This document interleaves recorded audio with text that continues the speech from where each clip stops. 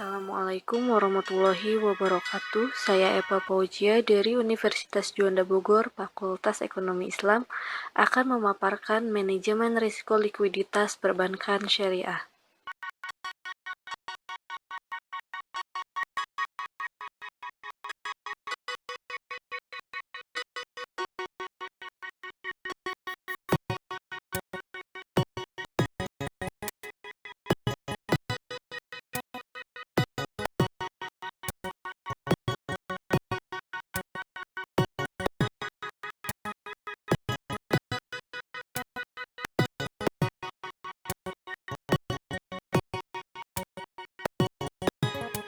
Sebelum kita lanjut ke manajemen risiko likuiditas, kita harus mengetahui terlebih dahulu manajemen risiko itu apa sih?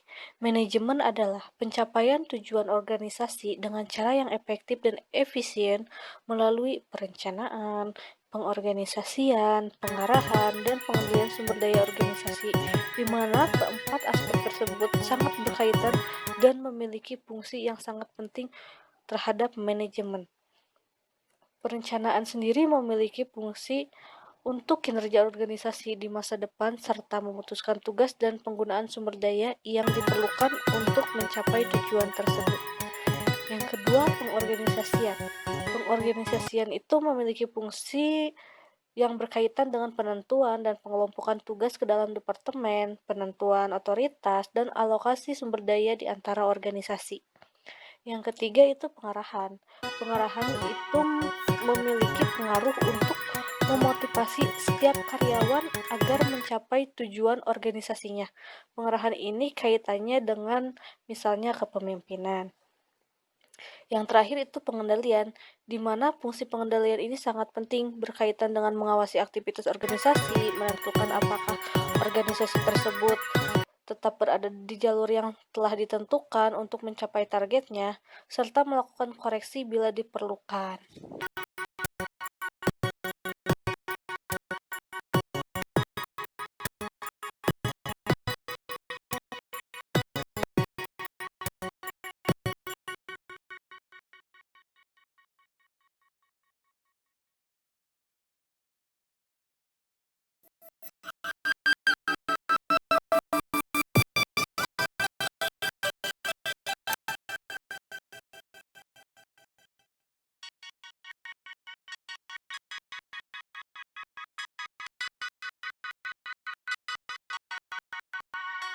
Yang selanjutnya risiko.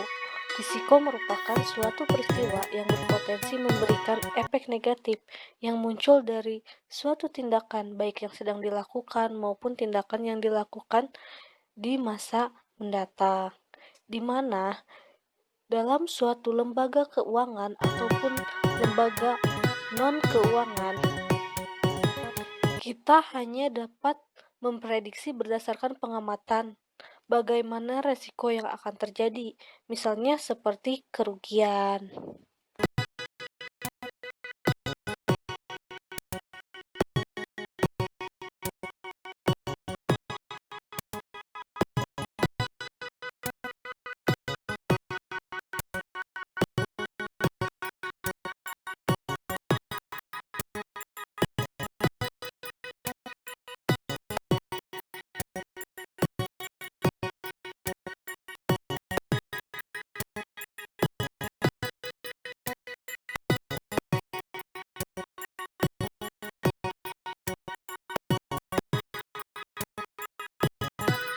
Nah, selanjutnya terdapat 4 teori manajemen likuiditas. Yang pertama, commercial loan theory. Teori ini beranggapan bahwa bank hanya boleh memberikan pinjaman dengan surat dagang jangka pendek yang dapat dicairkan dengan sendirinya atau self-liquidating. Self-liquidating ini berarti pemberian pinjaman mengandung makna untuk pembayaran kembali. Yang kedua adalah shiftability theory. Teori ini beranggapan bahwa likuiditas sebuah bank tergantung pada kemampuan bank memindahkan aktivanya ke orang lain. Nah, ketika bank memindahkan aktivanya ke orang lain, harus diikuti dengan harga yang dapat diramalkan. Yang ketiga, anticipated income teori. Teori ini berarti semua dana yang dialokasikan atau setiap upaya pengalokasian dana ditunjukkan pada sektor yang visible dan layak. Mengapa? Karena untuk mendapatkan keuntungan bagi bank itu sendiri.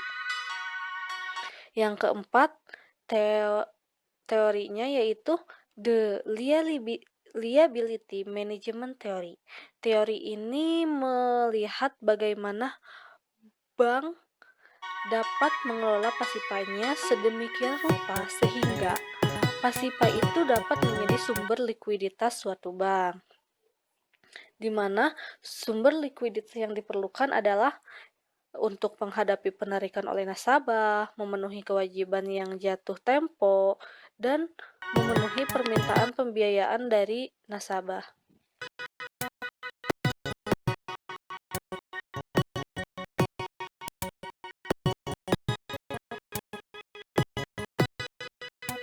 Nah, selanjutnya kita masuk pada manajemen risiko likuiditas.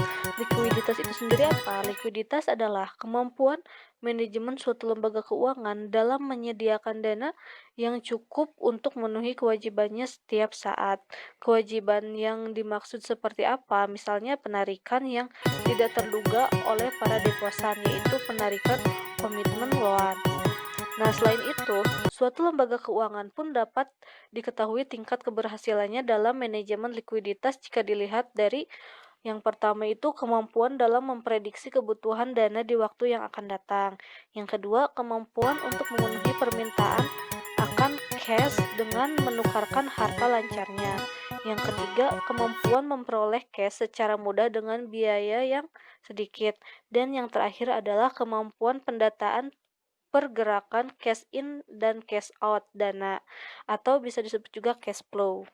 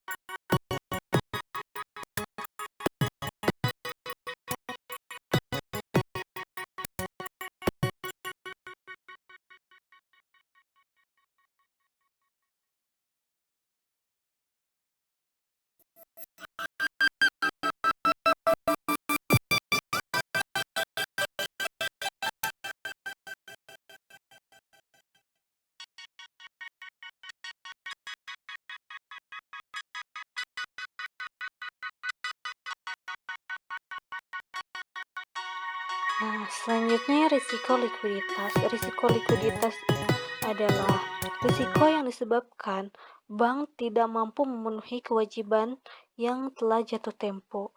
Risiko ini muncul manakala bank tidak mampu memenuhi kebutuhan dana atau cash flow dengan segera dan dengan biaya yang sesuai, baik untuk memenuhi kebutuhan transaksi sehari-hari guna untuk memenuhi kebutuhan dana yang mendesak. Dalam hal likuiditas, bagi bank mencakup dua hal, yaitu kemampuan Bank Islam untuk segera memenuhi liabilitas yang jatuh tempo dan kemampuan Bank Islam mendapatkan dana baru dengan biaya relatif murah.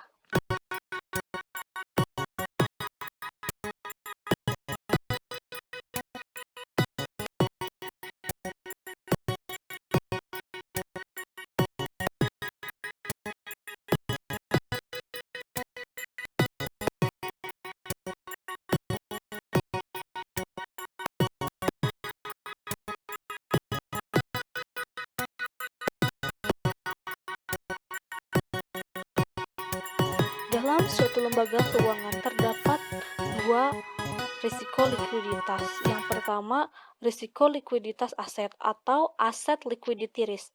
Risiko likuiditas aset adalah risiko pada suatu posisi yang tidak mudah untuk melakukan offsetting posisi tertentu. Dalam hal ini, waktu yang singkat meningkat tanpa secara signifikan mempengaruhi harga pasar, secara ketidakcukupan likuiditas di pasar atau terjadinya gangguan pasar. Yang kedua, risiko likuiditas pendanaan atau funding liquidity risk, yaitu risiko yang timbul dari ketidakmampuan lembaga keuangan untuk memenuhi kewajiban, sementara kewajiban yang datang tanpa menimbulkan kerugian yang tidak dapat diterima.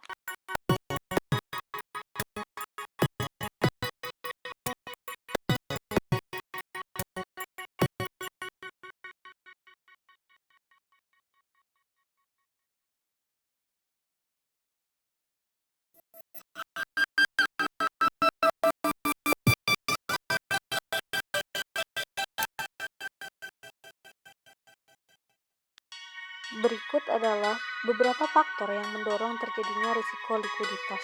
Yang pertama adalah pada saat terjadi penarikan dana simpanan berjumlah besar, di mana pada saat itu Bank Islam tidak memiliki cukup dana dan sumber pendanaan yang cepat yang dapat digunakan untuk memenuhi kebutuhan likuiditas tersebut. Yang kedua, ketika Bank Islam telah memiliki komitmen pembiayaan dalam jumlah besar yang belum terrealisasi dengan debitur. Nah, pada saat akan realisasi, bank pun tidak memiliki dana yang cukup, sehingga sulit untuk terrealisasinya komitmen tersebut dengan seorang debitur.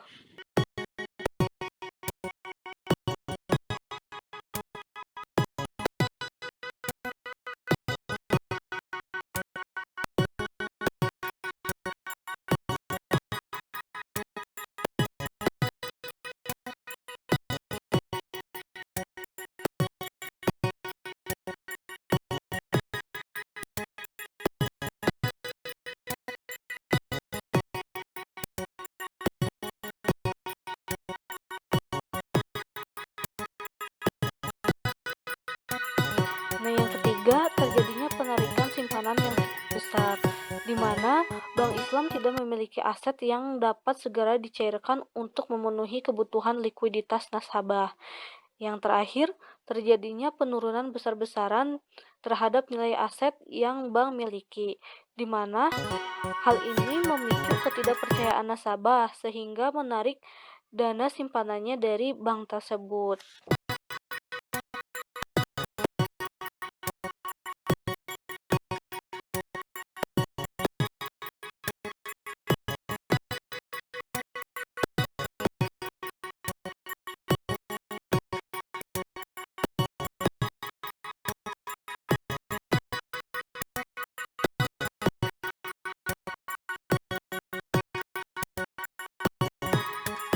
Selanjutnya adalah tujuan manajemen risiko likuiditas.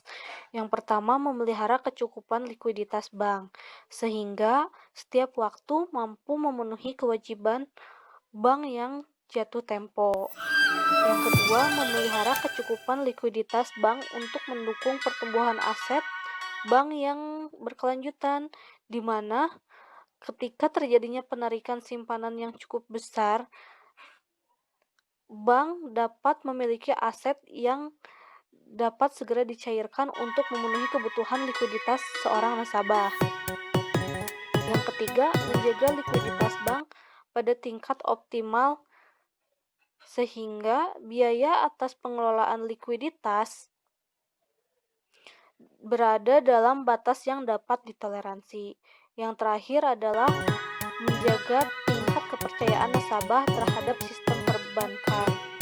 Di sini kepercayaan nasabah sangat penting untuk suatu lembaga keuangan atau perbankan, karena agar tidak terjadi penurunan yang besar-besaran terhadap nilai yang dimiliki oleh suatu lembaga keuangan atau perbankan.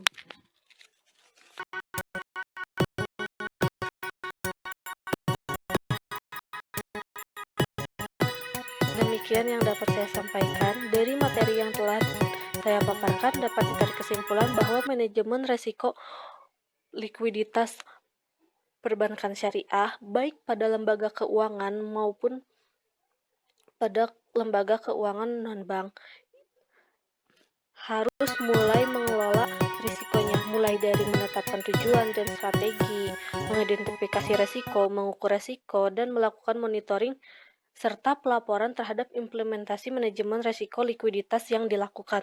Karena hal ini untuk menjaga likuiditas aset ataupun dana yang ada dalam lembaga keuangan. Sehingga nasabah ataupun debitur yang melakukan